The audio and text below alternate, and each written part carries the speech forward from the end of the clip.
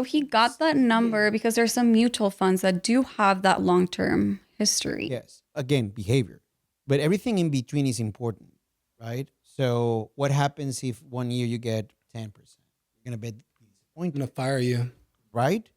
And I will say, well, that's not the way it works. It's an average. No, you're right. People are not happy. In my scenario, I trust you guys, right? I'm going to put it in. You do what you think you have to do with my money, and I'm going to pretty much forget about it until we do our quarterly reviews. You're going to say, this is how it did. I understand the market's going to go up and down. I'm going to do good on some quarters and bad on other quarters.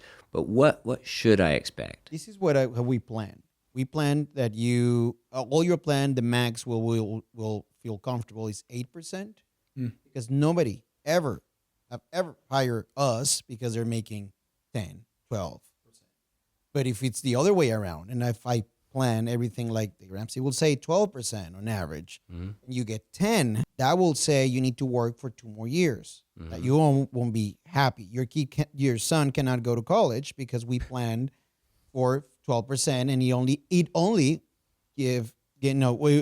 return was 10, which is really good. So I'm going to tell my son, I'm like, Gonzalo didn't get your 10. Yes, I'm You're not sorry, going to man. college. Right? So I rather I know. Yes. I'd rather just plan for 8% and set the savings ratio based on that. Okay. Because I'd rather say, guess what? You can semi-retire at 55.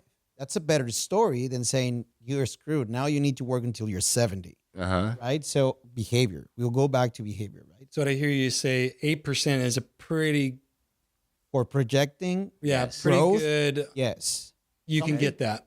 Something crazier than Maybe that? more, but at least 8%. Yeah, we always say it's like 8 to 10, but when we do your written financial plan, we put 8%.